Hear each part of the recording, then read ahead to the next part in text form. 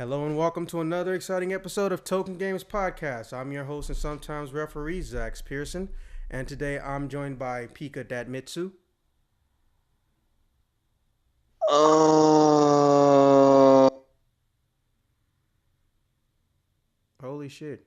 He oh, finally ran out of disturbing shit to stay. drop the bass. Well, that wasn't disturbing, but it was definitely odd. Okay. All right. Well, I'm pretty sure you all figured out at the time of recording, Guardians of the Galaxy just dropped out on that ass. And last I heard, it made it hot and it made it bounce, jiggle and wiggle, and whatever word rap stars are going to come up with for the next 20 years for booty shaking. That being said, yes, we are going to talk about it, possibly in a non spoiler way, depending on how hyped I get, because I think I'm in love with the movie. If it had a vagina, I'd want to put my penis in it, but that's another story. All right, so the topics we got right now. Oh, yeah, forgot to introduce. And also, we have a returning character.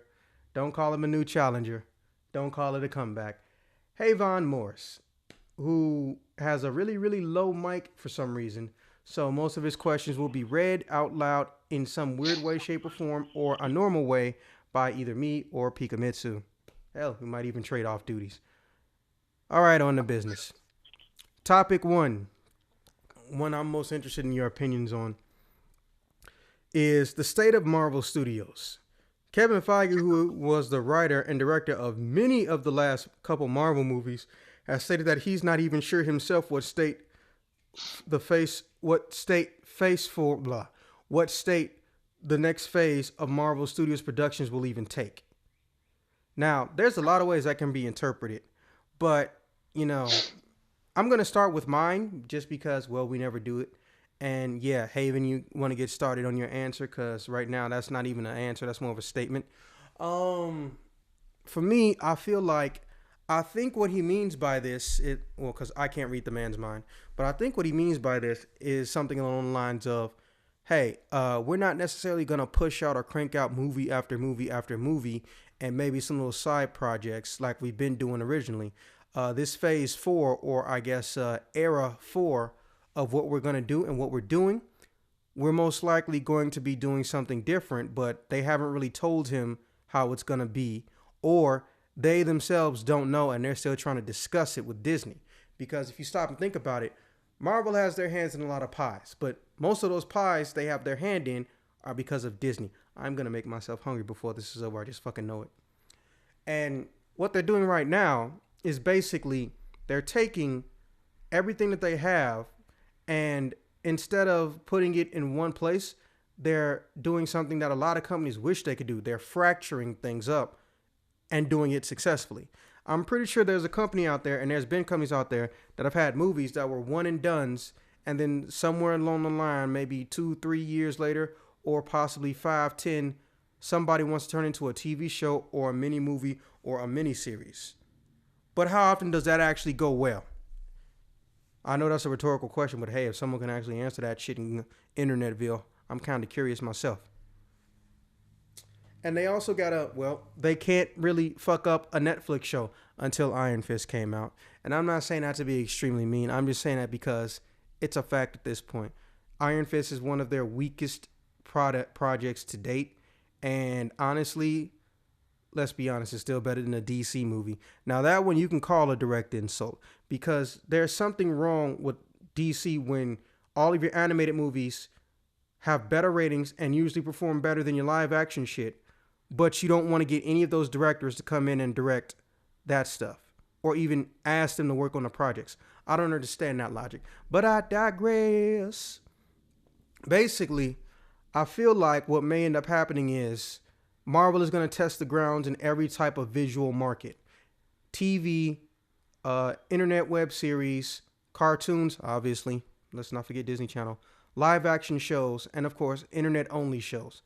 And I think they're going to see which ones are most profitable and possibly reform it to where they start on TV and they hop into the movies every so often, or they only hop into the movies during major crossover events like, Avengers 3, Avengers 4, or hopefully the one day inevitable Uncanny Avengers, which is mutants and Avengers on the same team. But, wishful, bonerific thinking. That being said, I don't know how else to interpret this. If he says that he doesn't even know what state it's going to be in, it could be in the of Iron Man 3 issue also, where too many hands in the pot and everybody's fucking up because everybody's got a hidden agenda to try to fatten their wallets. Don't get me wrong. Marvel has a lot of people who generally care about their job, their writing, and the characters, but they're also connected to Disney. And Disney, they only give a shit about the bottom line. That's why we haven't gotten a fucking Tron 3.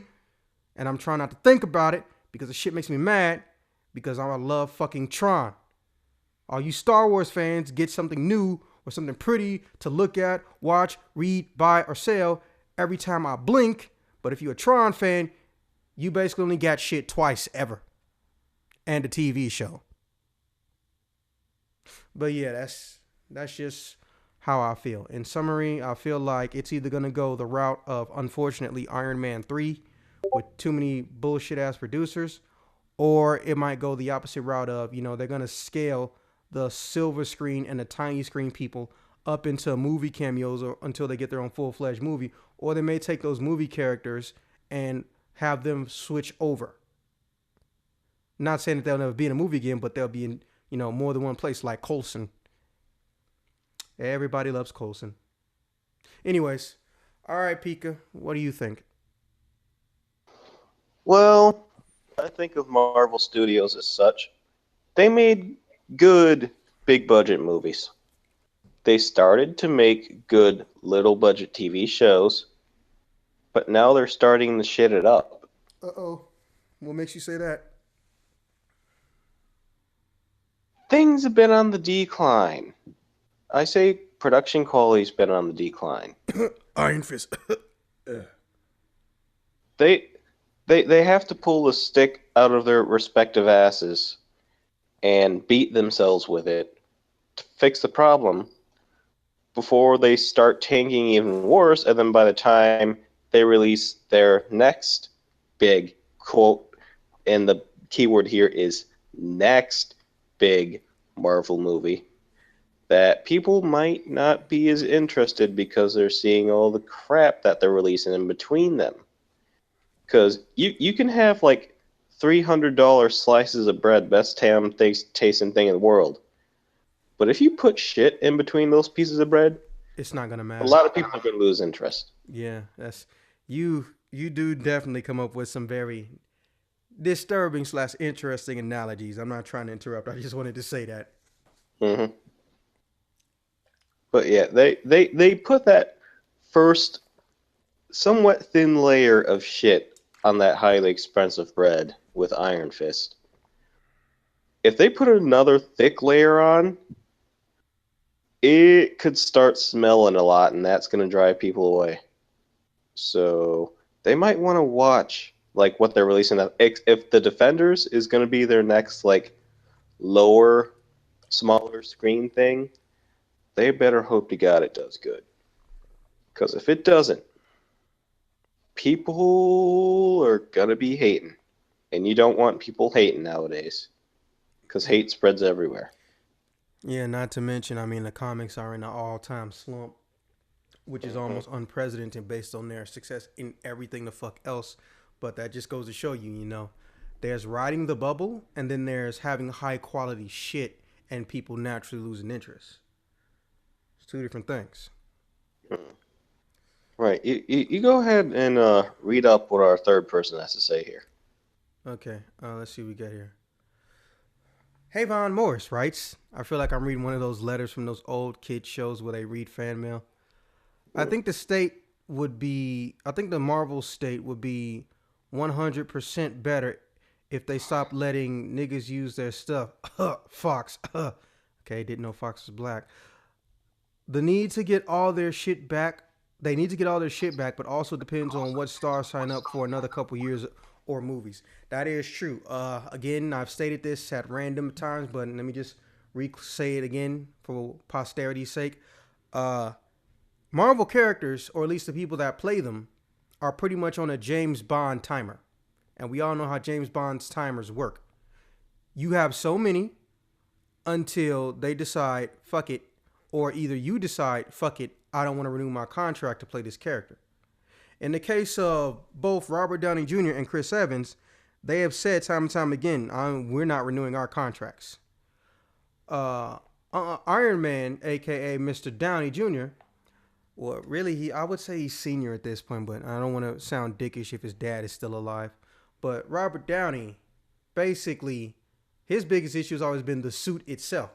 Personally, I don't know why the fuck they're not green screening that shit and just give him a mask. That's kind of what they do to the Hulk and Lou Ferrigno. I think, yeah, Lou Ferrigno. But I can understand it. These characters in these movies take up a lot of time, and Chris Evans has said it multiple times. He doesn't want to do one thing, or he doesn't want to be just one character, and that may break Marvel's hearts, or that might scare the fuck out of some directors / casting directors. But that is very true. These characters are very, very finite. Now, I will say this though: doesn't Marvel / Disney have enough money to just fucking buy Fox by now? Like, they can really afford those characters if they wanted them to. But there has to be something else going on. I think that maybe those contracts are so worded, ironclad, like that even if Disney and Fox both bought, Disney and Marvel both bought Fox, somebody would still be able to tell them, no, you can't do shit with these characters. I feel like that's what it might be. Because it's really, really weird. Excuse me for interrupting real quick, but didn't somewhat recently, and by recently I mean last couple of years, didn't Disney kind of buy up the rights to Star Wars? Yeah, they bought it from Fox. The most expensive, they bought it from they bought Lucasfilms, and they bought the rights from Star Wars from George Lucas. But remember, Fox was the original producer, so, or at least for episodes 1 through 3. Must have been a pretty penny. So I'm guessing they're still feeling a little bit of hole in their wallets. So I don't know if they're really going to be able to go out on a limb and do some crazy stuff like that again anytime soon. Yeah, that's true. I understand, but at the same time, they could easily take out a loan. They've got the credit for it. I don't know if there's loans for that kind of things. Well, no, their loans, it's just you have to go to very specific / prestigious banks.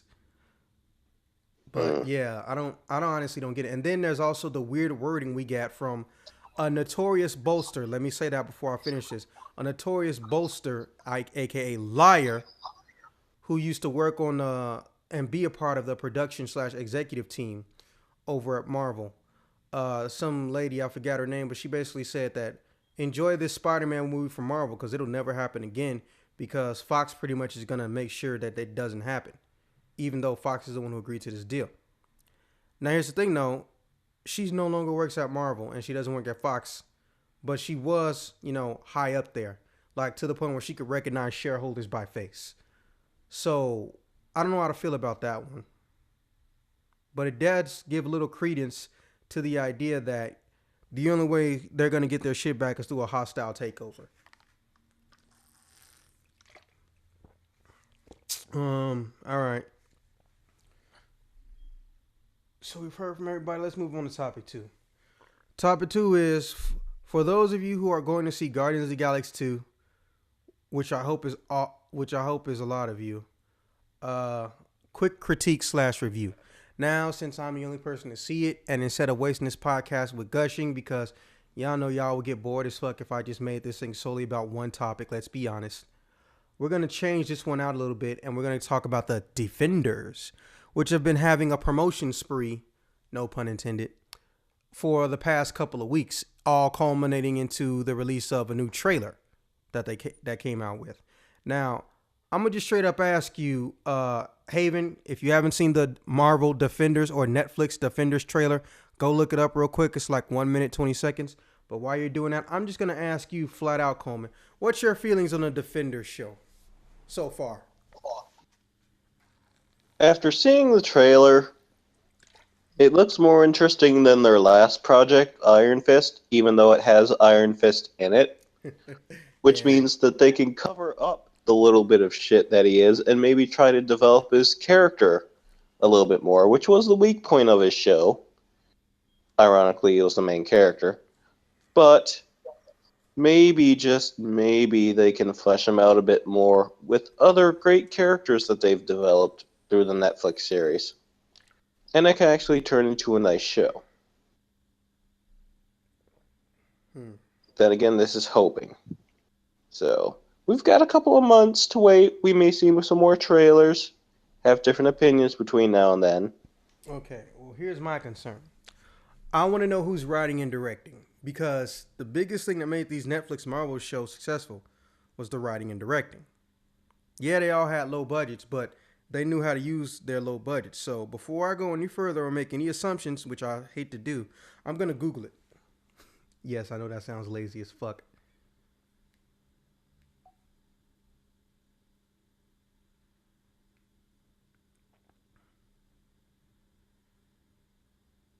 Google, what the fuck you doing? Come on, man. I thought we had an agreement. Quit being a little bitch. Google hates you. Probably heard me talking shit about it because it was fucking up YouTube.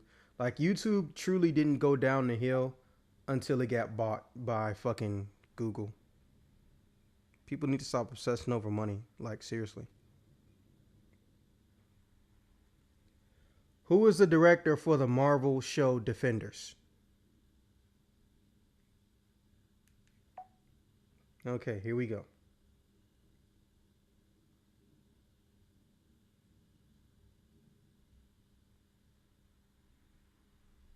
All right, so let's guess on. Developed by Douglas Petrie and Marco Ramirez. It's not what I asked. Let's see, composer. Composers never get enough respect. Production staff, location, cinematography. Matthew J. Lloyd. Oh, this is interesting. It's being produced by Marvel and ABC Studios, even though it's a Netflix show. Interesting. Let me see who this guy is. Matthew J. Lloyd. Schmidt Joseph, the Defenders working title. Archive from Sigourney Weaver. Same film in Marvel. Sigourney Weaver's in the show? Sigourney Weaver's going to be in the Defenders. Interesting. Okay, so it's directed by Matthew J. Lloyd. Now, let me just Google him real quick.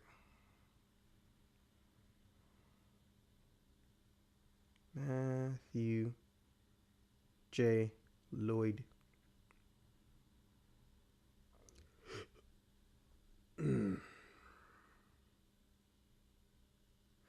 He has an American Society of Cinematographers Award for Outstanding Achievement in Cinematography in a 30-minute show. He's worked on the new Power Rangers movie, Project Almanac, Cop Car, Robot and Frank, The Better Angels, The Seagulls. He's actually okay. I've got a little bit more hope now. Don't get me wrong. You know, I don't know how to feel about the new Power Rangers movie. Like, obviously they had to speed through a lot of shit. But he does good work as a director of photography and a cinematographer. Now, that being said, what bothers me now that I'm looking at this shit, or at least I'm looking at the technical aspect of it, is the production staff. Now, I know that sounds kind of mean, but here's the thing. The biggest problems that ever came through Marvel's door is quite literally too many hands in the pie, as we stated, which basically translates to too many producers / executive producers. Now, here's the thing about the Defenders. They have seven producers for this one show. Mind you, two of them are the developers of the Netflix show, so I don't really count them. They have 5 producers. This is a low budget Marvel show. Do they need 5? And are they all going to get in the way of good shit happening? Also, on a side note, this show will also be broadcastable in 4K. So, hey, something to look forward to later down the line. And we don't know how many episodes it's going to have yet. Also, here's what I can't figure out. Do we know if the Punisher is going to show up? Coleman. Not that I know of, no. Yeah, because that would be really hilarious if they thought he was a good guy or he's a bad guy, that type of shit. But yeah, okay, I'm a little bit more confident now just because I've seen the background of the current person who's doing it. Also, they got Jeff Loeb, who, dude, Jeff Loeb, I'm going to give you the short version. Jeff Loeb is the reason there have been good Batman books for a long, long time. But he also had a decent chunk of experience on the Daredevil and, the Superman Batman comics. He's also been nominated for Emmy Award, so you really can't go wrong. He's done some work on Heroes, too. So Jeff Loeb's been around the block. And the fact that they got him on board, that increases me. That being said, Iron Fist, though. Ugh. But I think it's mostly because it's the last thing that I had in my mouth, so it's going to take a while to get the taste out. Wow, that can go so many ways. Anyways, but yeah, for me, I feel like the Defenders, at least on my end, has a lot of potential, but to go in both directions. It has potential to extremely fuck up or to extremely enlighten and, usher in a new era of potential Marvel Netflix shows. However, I will say this. If they don't do those action sequences just right, because I can't find who's handling the choreography for this, but if it's the guy from Iron Fist, I can't watch it. Now, Luke Cage got away with his shit because he's a super strong. And the thing about super strong characters is their fights aren't going to be long. So you have to find ways around that to make them interesting. Take, for instance, Jessica Jones. She's super strong. But if you actually look at half the shit she does in the show, almost none of it that's interesting or keeps you watching actually involves her using that super strength. And then she had a perfect villain to go up against her. Someone who she couldn't touch.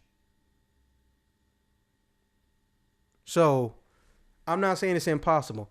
And then you get to Mr. Rand, who apparently keeps forgetting his own name is Daniel because he refers to himself as Danny Rand. I'm Danny Rand. Anyways, but yeah, I feel like it has potential, and I feel like the problem I have is that worrying of I don't know which way the potential is going to go in the direction of, because if too many people have their hands in the pot, we already know how this is going to happen. And there's a lot of loose ends they could wrap up or combine in this show that we all want to know about. But then at the same time, how is that going to affect the next couple seasons of everybody else's show? There is going to be a Jessica Jones season 2. There is going to be a Luke Cage season 2. There might be a Daredevil season 3. And the Punisher's getting his own show too. And we know that one's going to be gory as fuck. Anyways, that's just my 2 cents. I'm worried about potential to go in either or direction. All right. Now, let's get on to what Mr. Haven says. Let me see.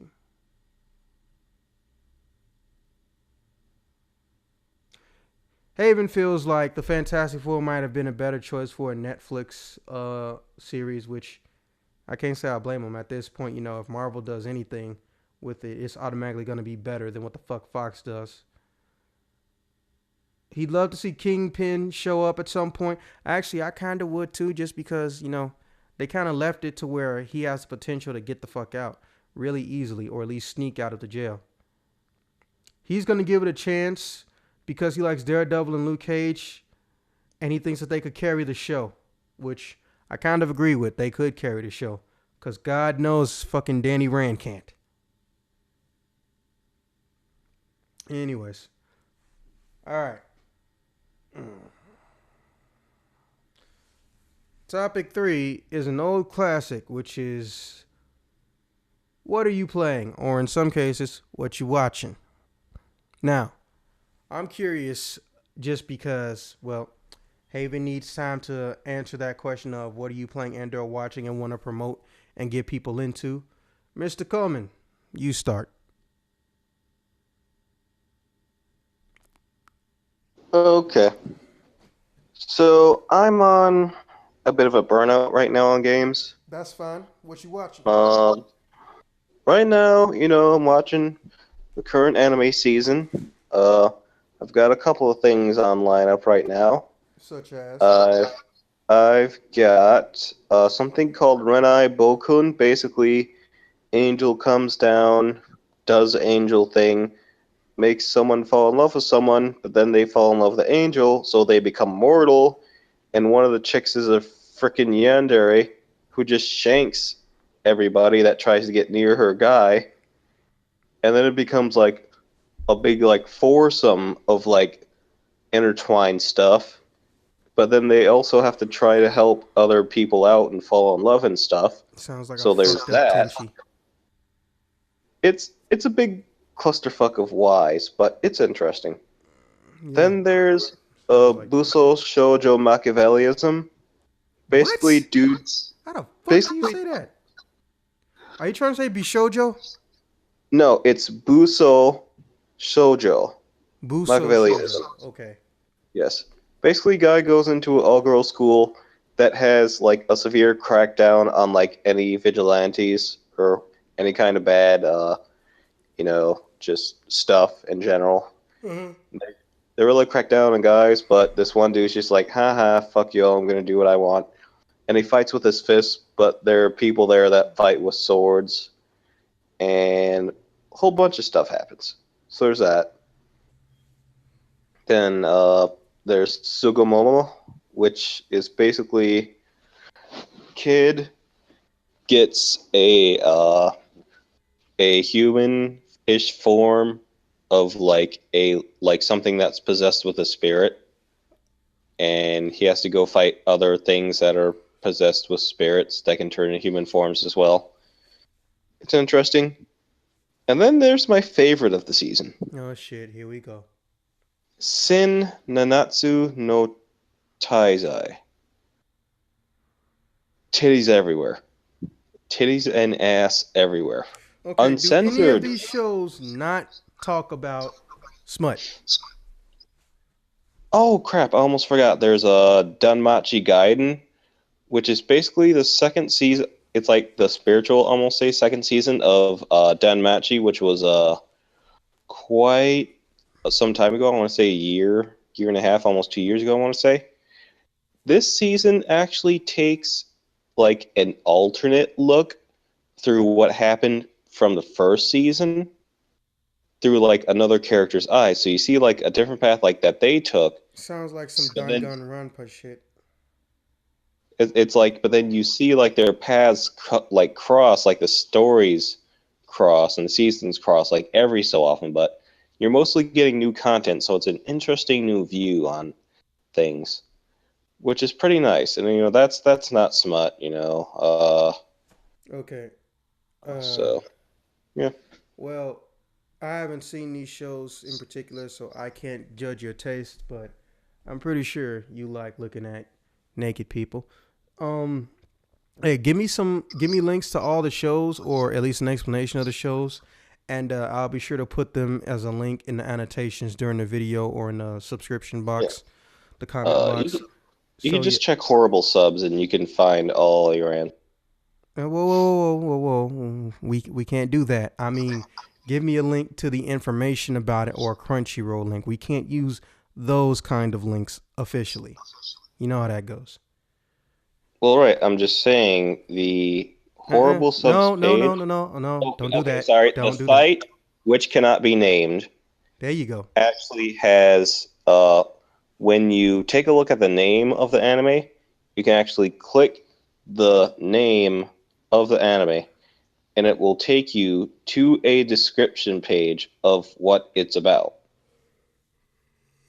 Okay, well, I cannot type those names, not because, I suck at English, but that shit ain't English. So give me the names to these anime, and I'll be sure to post them up so people can find them.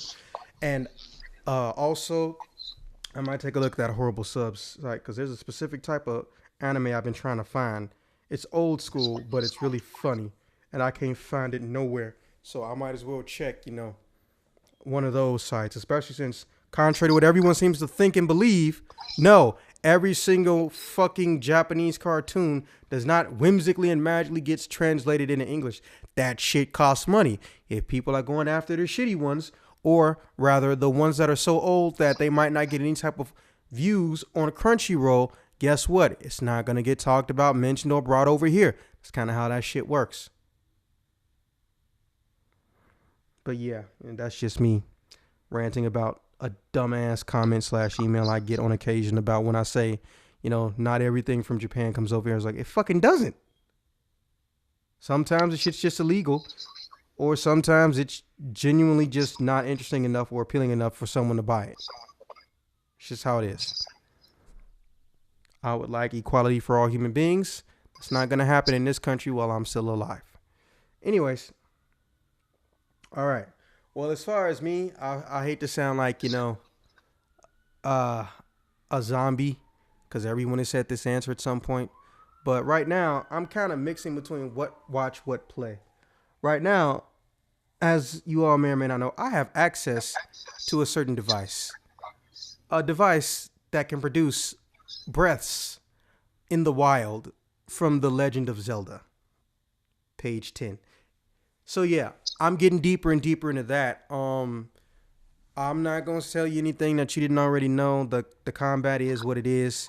They definitely made sure they didn't do that Skyward Sword shit. Skyward Sword's combat didn't suck, but let's be honest, there were situations and times where you wish you had the option to switch between a traditional button command system, but they didn't give that to you. They fixed that right away because even though motion controls are 10 times better in those little Wiimote, I don't know what you call those. I guess we'll call them joy pads or joy cons, what they're calling them right now. They don't force you to do anything with them, or they don't force you to do anything that's, unusual for you to do as a player or a common video game user. I just beat the second boss, and I've gained the ability to literally hit people with lightning. So really fucking happy about that, especially since, it doesn't cost me much.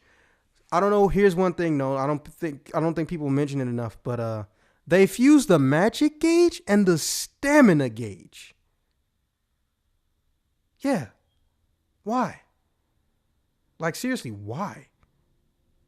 So even though I can do this super cool technique, let's say it's a charge up move, and it can also happen as a side effect if you're doing your, traditional Link spin slash.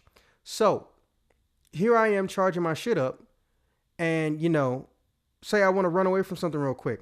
Well, if I try to do a spin attack, I magically don't have enough stamina / magic now to do the lightning version, which can make a lot of the enemies in the area either stun, stop moving, or just drop their metal weapons, or create more damage because they're wearing a lot of metal armor. Now, I'm not picky, but I really wish we had the option of separating those, or at least, it was a little bit easier to permanently make that gauge bigger. But besides that, we've come to the end of the BlazBlue series. 2D fighting game that actually has one of the more deeper stories, and I've enjoyed it so far. You don't have to buy the DLC characters. There's only 3, but generally speaking, they managed to figure out how to find that, I won't say perfect balance, but to find that balance between button mashing and technicality, or being able to have fun without knowing a bunch of technical shit. For those of you who don't know, what makes BlazBlue different from most 2D fighters is that every character has a special or unique ability. But okay, when I say that, I don't mean they do a special command or they do a combo that is extremely unique. I mean that the characters have a dedicated button. They call it the drive button, even though I call it the win button. And the drive button allows you to put some type of special effect on your character, on another character, or the game's natural physics in some way, shape, or form that you pretty much don't get in other fighting games. Just for an example, there's a character that can literally freeze an enemy with the press of a button, and how they freeze changes angles based on where they are and what directions you're pressing, as opposed to doing a full-on combo. So now you have the potential or chance to possibly extend combos with adding a pause. So even if the enemy could theoretically normally guard against it since they're frozen, they can't block, you can create combo chains that have built-in delays that even go on after the combo timer stops paying attention and resets everything. That's just one character, and that character's been around since the first game. So yeah, It's the last one in the series. It's on PS3 and PS4. And within the next 3-4 months, it'll probably be on PC. So I honestly feel like a lot of y'all should get it. Also Persona 5, but again, that's more bandwagon shit, so I'm not gonna really fuck with that. Now, Haven, I'm pretty sure you heard us talking about what you've been playing or what you've been watching recently. Why don't you go ahead and drop down? Oh, he already did. Okay. He's recently got into Dead Space 3. Didn't that come out some time ago? I guess they just now doing a remaster or definitive edition. By the way, 9 times out of 10, a remaster is not really a remaster, and a definitive becomes definitive over time after patching. Kind of hate when they do that. We'll chalk it up to necessary evil, I guess. And as far as shows he's been watching, the almighty Attack on Titan Season 2. I ain't mad at you for that one. Hulu even got that shit. Mind you, it's not in English. I don't think anybody cares. But yeah, Hulu even's got Attack on Titan Season 2. Have you been watching that, Coleman, by the way? I have not. You should. Even if you don't have Hulu, I'm pretty sure Crunchyroll or other site probably has it. They're up to episode 5. I'm surprised nobody mentioned Boruto, but that being said, Boruto hasn't gotten interesting yet. Right now, they're still doing more traditional shit that we would normally expect from them, like, hey, we're all friends in the Ninja Academy again, but, you know, this is the peaceful era, so there's a lot less at stake. But at the same time, you know how these action shows go. People really only care if you can keep the action entertaining. Story is damn near secondary. And get VRV app. I don't know what the VRV app is, but we'll look into that. But we can't go around here promoting and advertising other people's stuff if we don't know what it is. So nothing personal, bro. All right, Coleman, closing statements. This digital Ghostbusters table really needs to fucking come out like right now. I don't know what that is, but okay. For me, guys, there are 4 post-credit scenes in Guardians of the Galaxy 2. Don't leave that motherfucking theater until the lights come on. If an usher try to shoo you out, beat his ass. Hypothetically speaking. In a platonic and loving way. Because I cannot promote violence on another human being. Technically. On Token Games. So for all terms and purposes, that was a joke. Tee-hee. Hee-hee. All right. This has been another exciting episode of Token Games Podcast. I will see you guys when I see you guys.